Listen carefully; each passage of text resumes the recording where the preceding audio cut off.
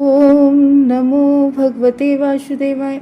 तो आज हम लोग श्रीमद् भागवतम के इस तृतीय स्कंद के हम लोग 11वें अध्याय का 34 श्लोक का लेते हैं।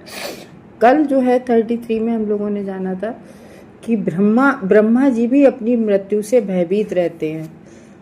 क्यों? क्योंकि देखो, हम लोगों ने जाना है कि हर किसी की आयु 100 वर्ष होती है।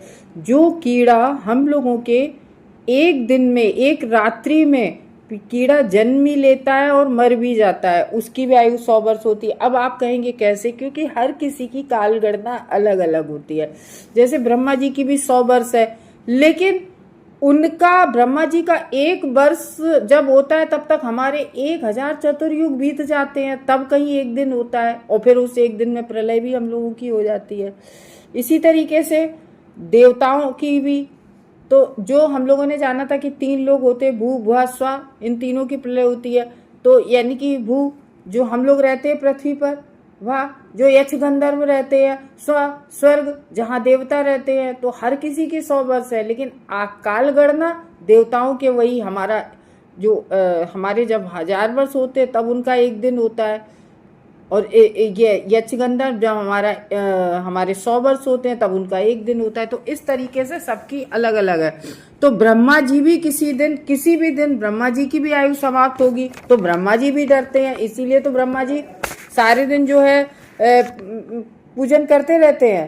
तो वही है, था कल के श्लोक में कि मतलब जिस दिन से भी अगर हम भक्ति के बारे में जान लें, उस दिन से शुरू कर दें भागवत, क्योंकि नित्यम भागवत सेवया। तो यानी कि हम जब भगवान की लीलाओं को सुनते हैं, और हम गृहस्थों के लिए सबसे बड़ी चीज है कि हम श्रद्धा, साधु संग, भजन क्रिया जब हम करेंगे तो ऑटोमेटिक हमारी जो अनर्थ निवृत्ति है वो समाप्त हो जाएगी। तो इस तरीके से ये है कि हम भौतिक जगत में केवल कार्य ही करते रहते हैं, कि कोई ना कोई कार्य करते रहते हैं अपने लिए, लेकिन फाइनल रिजल्ट क्या होता है उसका, कि मृत्यु आ जाती है। और मृत्यु क्या है? हम लोगों की परीक्षा है। जैसे हम लोग किसी भी एग्जाम की तैयारी करते हैं, तो हम लोग कहते हैं हाँ ठीक है, हो जाएगा, अभी तो समय है। और इसी तरीके से हम लोग जीवन के बारे में सोचते रहते हैं।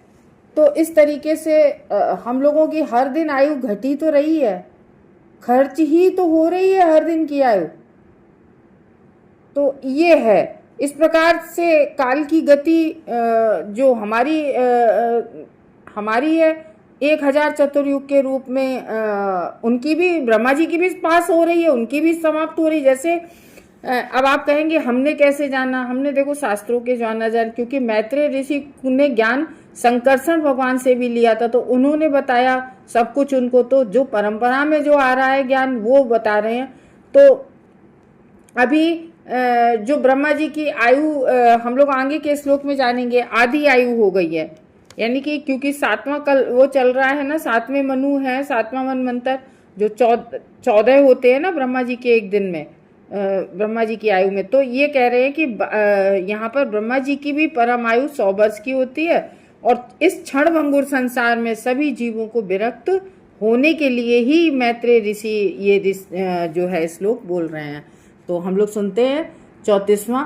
यद्धर्मायुस्तस्य पराधर्म विधीयते पूर्वापरार्धोपक्रांतो हि अपरोग्य प्रवर्तते। तो ब्रह्मा जी के जीवन के जो यहाँ पर जीवन का बताया है कि जैसे 100 वर्ष में 50-50 वर्ष, यानी कि परार्ध और उत्तरार्ध इसमें बता रहे हैं इस श्लोक में। क्योंकि यद धर्मायुस्तस् परार्ध अभिधीयते, परार्ध यानी कि उनके ब्रह्मा जी के जीवन का परार्ध समय, यानी कि पहले के जो 50 वर्ष हैं वो बीत चुके हैं। तो 100 वर्ष 2 भागों में विभक्त किए गए हैं। परार्ध यानी कि प्रथम आर्ध, यानी कि प्रथम का आधा हो गया है, और जो द्वितीयार्ध है यानी कि जो पीछे के 50 वर्ष हैं वो शुरू हो गए ब्रह्मा जी के। और ब्रह्मा जी के जीवन का जो प्रमदार्ध समाप्त हो चुका है, जो प्रथम आर्ध समाप्त हो चुका है, और द्वितीय आर्ध अभी इस समय चल रहा है। तो इस ग्रंथ में भागवतम में अनेक स्थानों पर ब्रह्मा जी के जीवन को 100 वर्षों की अवधि की व्याख्या बहुत जगह हम लोग पढ़ चुके हैं। अब तक के फर्स्ट कैंटो, सेकंड कैंटो, अभी हम लोग थर्ड कैंटो में हैं और थर्ड कैंटो तक पता नहीं कितने बार हम लोग 10-15 बार तो अभी तक जान ही चुके हैं कि ब्रह्मा जी की परमायु 100 वर्ष होती है। कई बार व्याख्या हो चुकी है।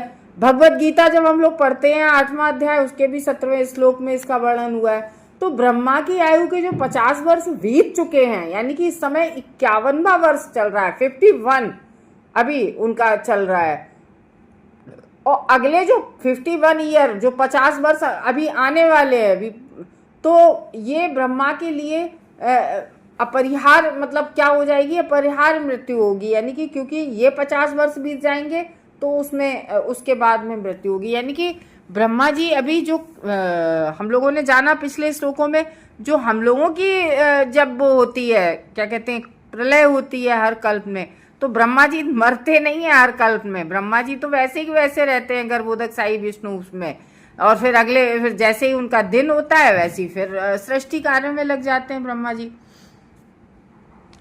तो ये बता रहे हैं कि ब्रह्मा जी का उत्तरार्ध का, यानी कि जो 50 वर्ष बीत चुके हैं, जो उत्तरार्ध का पहला वर्ष 51 ईयर्स में ये चल रहे हैं, यानी कि हाफ एज हो चुकी है अभी। तो इस तरीके से कह रहे हैं सेकंड परार्ध चल रहा है ब्रह्मा जी का।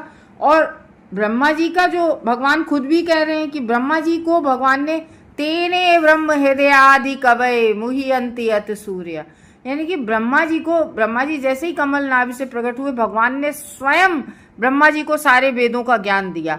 तो ब्रह्मा जी के मुख से हमेशा वेदों का ज्ञान निसृत होता है। तभी तो कई जगह हम लोग पढ़ चुके हैं इसमें भागवतम में ब्रह्मा जी वेदमय हैं, ज्ञानमय हैं, और ब्रह्मा जी का पूरा शरीर जो है, और ब्रह्मा जी की आयु पूरी भी हो जाएगी तो हम लोगों जैसे ब्रह्मा जी वृद्ध नहीं हो रहे हैं। वो क्योंकि भगवान, जब देवता वृद्ध नहीं होते हैं तो ब्रह्मा जी कैसे वृद्ध होंगे? पता नहीं कैसे पेंट कर दी उनकी दाढ़ी वाड़ी, सफेद दाढ़ी में बना दिया, लेकिन जो हम शास्त्रों के अनुसार जान रहे हैं तो ब्रह्मा जी तो हमेशा भगवान की भक्ति करते रहते हैं, उनके मुख से वेद निश्चित होते रहते हैं। ब्रह्मा जी का जो शरीर भौतिक शरीर नहीं है, बुद्धि तत्व का बना हुआ है। अगर हम भौतिक कहेंगे तो वो बहुत गलत होगा। भगवान की कमल नाभ से निकले बुद्धि तत्व के पूरे बने हुए हैं ब्रह्मा जी, तो इसलिए वृद्ध तो नहीं होंगे क्योंकि वो बुद्धि तत्व से बने हुए हैं, ये बताया है इसमें। तो 35वें में क्या कह रहे हैं? पूर्व साधो परार्धस्य ब्राह्मो नाम महान भूत कल्पो यत्रा भवद ब्रह्मा शब्द ब्रह्मोति यम विदुः। ब्रह्मा के जीवन के जो प्रथमार्ध है उसके प्रारंभ में ब्रह्म नामक कल्प था। अब देखो ये भी बता रहे हैं कि ब्रह्मा का नाम ब्रह्मा क्यों पड़ा, क्योंकि जब ब्रह्मा जी ने जन्म लिया वो कल्प कौन सा चल रहा था? वो जो कल्प चल रहा था उस कल्प का नाम था ब्रह्म कल्प। जिस कल्प में ब्रह्मा उत्पन्न हुए वो ब्रह्म कल्प था। तो वेदों का जन्म ब्रह्मा के जन्म के साथ ही हुआ है, उससे पहले वेदों का नहीं हुआ था। वेदों का ज्ञान सबसे पहले ब्रह्मा जी को ही दिया गया था, भगवान ने दिया था। कैसे जाने ये बता रहे हैं तात्पर्य में प्रभुपाद की पद्म पुराण जो है, पद्म पुराण के अनुसार ब्रह्मा के 30 दिन में कई कल्प तथा अब देखो सुनो बहुत ध्यान से कि पद्म पुराण के अनुसार जैसे हमारे 1 महीने के 30 दिन होते हैं, ऐसे पता नहीं ब्रह्मा जी का भी 1 महीना कितने दिन का होता होगा। तो जो ब्रह्मा जी के 30 दिन होते हैं उनमें कई कल्प बीत जाते हैं ब्रह्मा जी के, क्योंकि ब्रह्मा जी के एक ही दिन में एक कल्प समाप्त हो जाता है और यहाँ पर तो 30 दिनों की बात हो रही है। तो ब्रह्मा जी के जब तक 30 दिन होते हैं तब तक कई कल्प यथा 12 कल्प तथा पितृकल्प घटित हो जाते हैं। ये कल्पों के नाम दिए गए हैं। तो 30 दिन का ब्रह्मा का 1 मास होता है। जैसे हम लोगों का देखो काल का वही है, समय का अंतर होता है, बकाया सब एक जैसा है सबका। तो ब्रह्मा जी के अनुसार भी उनके भी जो 30 दिन का ही 1 महीना होता है, लेकिन कितने दिन का होता है वो हम लोगों की गणना के अनुसार, उनकी गणना के अनुसार अलग अलग है। क्योंकि ब्रह्मा जी के जो है आयु में ही जाने कितने बार चंद्रमा ही देवता ही लोग सभी देवता समाप्त हो जाते हैं स्वर्ग के, तो चंद्रमा और सूर्य भी कई बार समाप्त हो जाते हैं। तो ये होता है जो पूर्ण चंद्रमा से लेकर चंद्रमा के अस्त होने तक चलता है, यानी कि ये जो जैसे हम लोगों के चलते हैं क्या, कृष्ण पक्ष और शुक्ल पक्ष, जैसे अमावस्या के बाद चंद्रमा धीरे धीरे, तो वो जो यहाँ पर इसीलिए कहा गया कि जो पूर्ण चंद्रमा से लेकर, यानी कि पूर्णमासी होती है पूर्ण चंद्रमा की, फिर पूर्ण चंद्रमा से लेकर चंद्रमा के अस्त होने तक जो चलता है, ऐसे 12 मासों में पूरा वर्ष बनता है। ऐसे जैसे हम लोगों के पूरा एक वर्ष बनाते हैं कि 30 दिन में 15 दिन शुक्ल पक्ष के, 15 दिन कृष्ण पक्ष के, जब एक में चंद्रमा घटता रहता है एक में बढ़ता रहता है, दोनों उसमें 50 वर्ष का एक परार्ध पूरा करते हैं। इस तरीके से ब्रह्मा जी ब्रह्मा की आयु के आधे के तुल्य होते हैं। श्री भगवान का जो श्वेत वराह प्रकट हुआ है, यानी कि जो भगवान का जो 12 अवतार लिया था ना वराह, तो वो जो किया था वो ब्रह्मा का पहला जन्मदिन था। जब भगवान ने वराह अवतार लिया था, वराह अवतार में भगवान आए थे, तब वो ब्रह्मा का फर्स्ट बर्थडे था। तो ब्रह्मा की जन्म तिथि हिंदू ज्योतिषीय गणना के अनुसार मार्च मास में पड़ती है। देखो कितना, मतलब ये सब लिखा है हमारे वेद पुराणों में कि वो ज्योतिष गणना के अनुसार ब्रह्मा जी का बर्थ कब हुआ था, ये सब पद्म पुराण आदि में लिखा है कि मार्च के महीने में हुआ था उनका। ये कथन, ये हमारे जो आचार्य होते हैं, जैसे श्री विश्वनाथ चक्रवर्ती ठाकुर की जो व्याख्या है उससे ये उद्गृत है जैसा कि तैसा।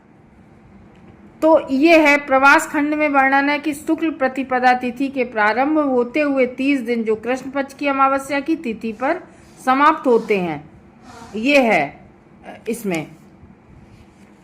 तो इस तरीके से आगे 36 में क्या बता रहे हैं, तस्यैव चान्ते कल्पो भूत या पाद्माभिचक्षते यद्वैर्नाभिरसश्लीलोक सरोरुहम। तो प्रथम ब्रह्म कल्प के बाद का कल्प पद्म कल्प कहलाता है। जो पहला कल्प जो ब्रह्म कल्प होता है, यानी कि ब्रह्मा जी ने ब्रह्म कल्प में ब्रह्मा जी का जन्म हुआ था, और ब्रह्म कल्प के बाद कौन सा कल्प आता है, पद्म कल्प आता है। ठीक है ना, क्योंकि उस कल्प में विश्व रूप कमल फूल भगवान श्री हरि नाभि रूपी जलाशय से प्रकट हुआ।